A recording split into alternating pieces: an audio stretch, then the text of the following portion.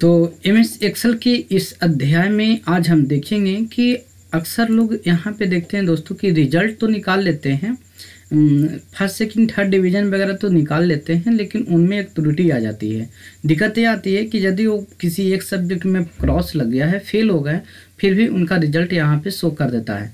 पर हमें जो रिजल्ट चाहिए वो तो चाहिए कि कंप्लीट चाहिए ना, कि कंप्लीट चाहिए कि नहीं भाई पास है या फेल है, चाहे वो किसी एक सब्जेक्ट में फेल है या कुछ भी है। तो आज हम कम्प्लीटली इसी चीज़ को बारे में बताएंगे कि किस फार्मूला की मदद से आप ये जान सकते हैं कि आखिर में ये पास है या फेल है। तो चलिए हम चलते हैं एक्सेल के ऊपर, और एक्सेल में हमने जो टेबल बनाया है उस टेबल में आपको दिखाते हैं कि आप कैसे पास एंड फेल को जो है इफ और एंड फार्मूला की मदद से निकाल सकते हैं दोस्तों। तो चलिए हम चलते हैं एमएस एक्सेल। तो देखिए दोस्तों, यहाँ पर हमने एक डाटा बना रखे हैं और इस डाटा में आपको सारे चीज़ को देख सकते हैं कि यहाँ से serial number, roll code, registration number, name है स्टूडेंट का, यहाँ पे एग्ज़ाम के कैटेगरी जो होता है जनरली लोग एग्ज़ाम देते हो रेगुलर में ही देते हैं। इसके बाद ये हिंदी का प्राप्तांक है, ये आपका संस्कृत का है, मैथ का है, साइंस का, सोशल साइंस का है। यहाँ पर देखिए दोस्तों, आपको ये हमने पहले अध्याय में पहले भी बता चुके हैं कि किस प्रकार से आप टोटल रिजल्ट निकाल सकते हैं। या अगर मानते हैं आप यहाँ से पास मार्क जो टोटल नंबर का है दोस्तों, यानी कि प्रत्येक सब्जेक्ट में आपका 30 नंबर लाना अनिवार्य है, ठीक है। तो ये आपको 5 सब्जेक्ट है तो 5 × 5 150 नंबर आपके आ जाते हैं। तो ये तो हमने इस प्रकार से गुना करके लाया, लेकिन यदि आप चाहते हैं तो एवरेज फार्मूला की मदद से भी आप निकाल सकते हैं। अब एवरेज फार्मूला से भी क्या होता है कि 5 सब्जेक्ट है, इसलिए हमें निकालने में कोई दिक्कत नहीं है। AVRA जी, ठीक है। एवरेज फार्मूला से दोस्तों क्यों? क्योंकि ये 5 सब्जेक्ट है, इस वजह से हमें कोई भी दिक्कत नहीं है। जितना टोटल संख्याओं का योग बटन उतना संख्या कर देता है, ये हमको निकाल देता है। तो देखिए 77 पॉइंट यहाँ पे कुछ करके आपका अधिक कर देता है। तो इस प्रकार से ये तो टोटल नंबर दिखाया, पर 30-30 करके हम देंगे तो ये 30-30 करके भी है निकाल देगा। देखिए यहाँ पर 77.66 का दे दिया है। अब यहाँ पे दोस्तों, यहाँ पर ध्यान रखने वाली बात ये है कि ये तो 388 नंबर है, ये बिल्कुल सभी लोग पास हैं। और यहाँ पे ये स्पेशल दर्शाने के लिए हमने कंडीशनल फॉर्मेटिंग का उपयोग किया है। ये कंडीशनल फॉर्मेटिंग को हम आगे में भी देखेंगे और सारी चीज़ को समझेंगे कि conditional formatting, formatted table, cell style का हम कैसे कैसे यूज कर सकते हैं। तो आप हमसे कमेंट सेक्शन में पूछेंगे, बातचीत करेंगे, यस या नो का जवाब देंगे। अच्छा लगा नहीं लगा इसका यदि आप जवाब देंगे तो भी हम आपको लिए हर तरह का वीडियो को अपलोड करते रहेंगे। तो आपको कुछ न कुछ आपको बताना है कमेंट सेक्शन में, अच्छा लगा खराब लगा आप उससे रिलेटेड भी आप बता सकते हैं। तो देखिए यहाँ पर क्या हो रहा है कि टोटल मार्क्स हमने निकाल चुके हैं। मार्क्स निकालना जानते होंगे, ये आपका टोटल मार्क्स है। यहाँ डिवीजन भी देखिए दोस्तों निकल चुका है। अब यहाँ पे डिवीजन में देखिए यहाँ पर क्या है कि 40 थर्ड डिवीजन आपको दिखाई दे रहा है। ध्यान दीजिएगा कि मार्क्स के अनुसार ये 40% है, यानी कि थर्ड डिवीजन है। लेकिन दोस्तों देखिए कि ये एक सब्जेक्ट में फेल है, यानी संस्कृत में मात्र 22 नंबर आया है, जिसकी वजह से इनको फेल होना चाहिए, पर ये फेल नहीं है। अब ध्यान रखिएगा, ये पूरे कॉलम को हमने सेलेक्ट करके दिखाया कि ये आपका फेल नहीं है, क्योंकि इनका डिवीजन थर्ड डिवीजन है। चलिए थर्ड डिवीजन है, ये यहाँ पर फेल है, तो ये फेल आपका पास एंड फेल की मदद से दिखा सकते हैं, क्योंकि यहाँ तो थर्ड डिवीजन है। इसी प्रकार से दोस्तों देखिए यहाँ पर कुछ लोग सेकंड हैं, जैसा कि यहाँ पर हम बात करते हैं, इसमें देखिए ए सेकंड डिवीजन दिखा रहे हैं, ठीक है। लेकिन सेकंड डिवीजन के साथ साथ एक क्या हो रहा है कि यहाँ पर एक सब्जेक्ट मैथ में क्रॉस लग गया है, इनके मैथ में फेल है, लेकिन फिर भी इनका रिजल्ट सेकंड डिवीजन बता रहा है।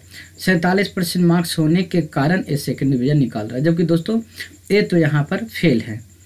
तो इस तरीक़ों से पास एंड फेल का जो स्पेशली फॉर्मूला जो हम बताने वाले हैं, इसके रिगार्डिंग हम यहाँ से बात करेंगे। दोस्तों यहाँ से हम कर देते हैं डिलीट, और आपको यहाँ पे पास एंड फेल को निकाल कर दिखा रहे हैं। तो ये आपको लिए इसके लिए फॉर्मूला लगाना होगा दोस्तों, = IF, ठीक है। सबसे पहले आपको यहाँ पे इफ फंक्शन को लगाना होगा। इफ के बाद यहाँ पर देना है छोटी कोष्ट, और आपको यहाँ पे एक और फॉर्मूला दोस्तों लगाना होगा, और क्योंकि हम यहाँ पे डिवीजन के हम यहाँ पे ऐड के साथ साथ जो परसेंटेज के साथ साथ हम ये चेक भी करेंगे कि अगर उससे कम है या ज़्यादा है तो क्या उसका वैल्यू देना है। तो हम यहाँ से एंड का भी एक फॉर्मूला का यूज कर लेते हैं, और का भी आप यूज कर सकते हैं।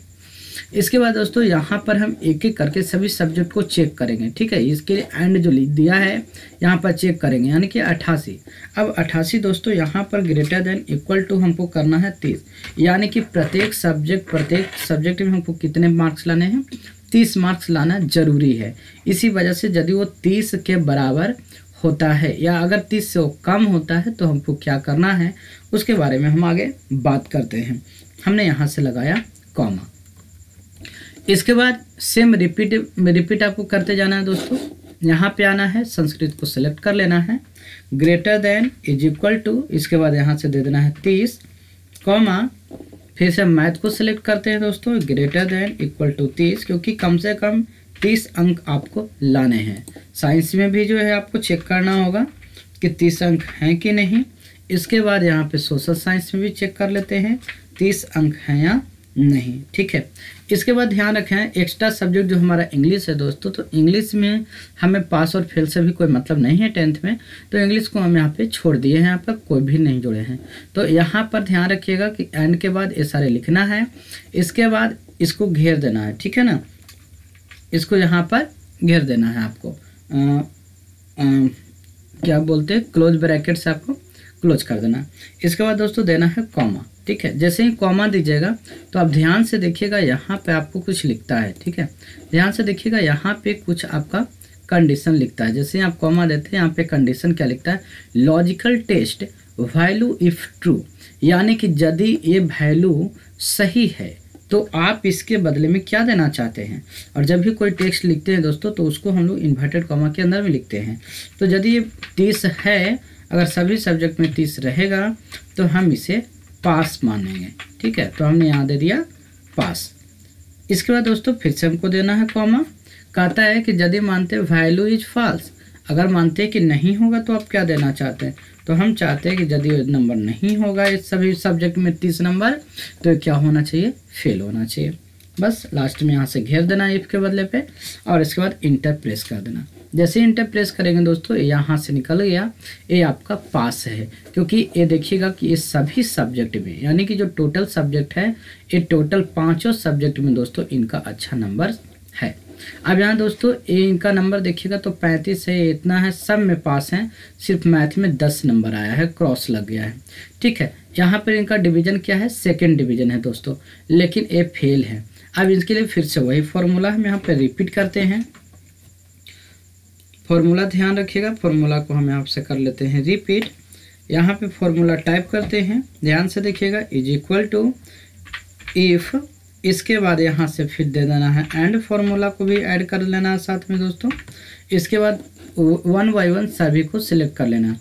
जैसे सबसे पहले हम इसको चेक करेंगे, ठीक है। इसके बाद दोस्तों आपको देना है, चेक करने के बाद ध्यान रखिएगा क्या देना है, is greater than is equal to 30। अगर मानते हैं कि आप 33 पर चेक करना चाहते हैं 33 पर करिए, यदि 40 पे करना चाहते हैं 40 पर करिए, यदि आप चाहते हैं कि कम से कम 50 होना चाहिए तो 50 पे भी कर सकते हैं, ठीक है। इसी प्रकार से दोस्तों अब इसको चेक करिए, हम यहाँ से ग्रेटर देन इक्वल टू 30 दे देते हैं कॉमा, इसके बाद यहाँ से सेलेक्ट करते हैं दोस्तों ग्रेटर देन इक्वल टू 30, हम बार बार रिपीट कर रहे हैं दोस्तों, फिर कॉमा, ठीक है, यहाँ पर देते हैं greater than equal to 30 comma, इसको हमने सिलेक्ट किया ग्रेटर देन इक्वल टू 30, ठीक है।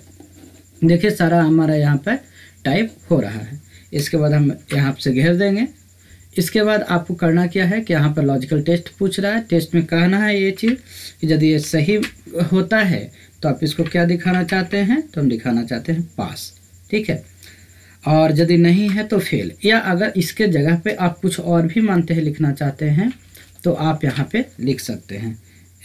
आप इसके जगह पे ट्रू और फॉल्स अगर देना चाहते हैं तो ट्रू भी दे सकते हैं, या अगर आपको फॉल्स देना है आप यहाँ से फॉल्स भी दे सकते हैं, ठीक है।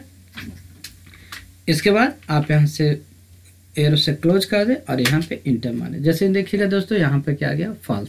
फॉल्स इसलिए आया क्योंकि 247.47% है, लेकिन ये फिर भी एक सब्जेक्ट में क्रॉस लग गया। तो इस प्रकार से आप इफ एंड के फॉर्मूला के निकाल सकते हैं। और यदि दोस्तों आपको यहाँ पर प्लस साइन से ड्रैग करेंगे तो फॉर्मूला भी आपका कॉपी हो जाता है। तो देखिए यदि वो पास है तो पास, और यदि फेल है तो फेल।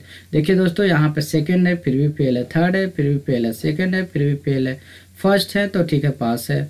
यहाँ पे देखिए थर्ड है, यहाँ पे फर्स्ट है, पास है। ठीक है, तो यहाँ पे दोस्तों ध्यान रखना कि यदि वो किसी सब्जेक्ट में फेल हैं तो वो क्या होंगे आपका, वो आपका फेल हो जाएंगे। ठीक है, और यदि हर सब्जेक्ट में अगर वो पास है, उनका 30 नंबर से ज़्यादा है, तो आपका क्या है, पास है। तो आज के लिए बस इतना ही। इफ फार्मूला की मदद से हमने आपको पास एंड फेल के बारे में बताया। तो बहुत कम लोग इसका यूज करते हैं, सिर्फ फर्स्ट सेकंड थर्ड डिवीजन निकाल लेते हैं दोस्तों। तो डिवीजन हम लोग को नहीं निकालना है दोस्तों, डिवीजन के साथ साथ हमें ये भी देखना है कि किस सब्जेक्ट में पास हैं या फेल हैं। और आप लोग को डाटा बनाने आना चाहिए। जितना ज़्यादा से ज़्यादा आप डाटा बनाना सीखेंगे उतना ज़्यादा आप इस पर एक्सेल पे काम भी कर सकेंगे। अगर आपको अच्छा लगे तो जैसा रहेगा आप हमें बताइएगा, कमेंट सेक्शन में ज़रूर बताइएगा। और जैसा भी आप कहिएगा, जिस तरीक़ों से आपका वीडियो चाहिए, अपलोडेड चाहिए, आप हमें बताइएगा कि ये कैसे बनाए, वो कैसे बनाए, तो हम आपको ज़रूर बताएंगे। थैंक यू, धन्यवाद।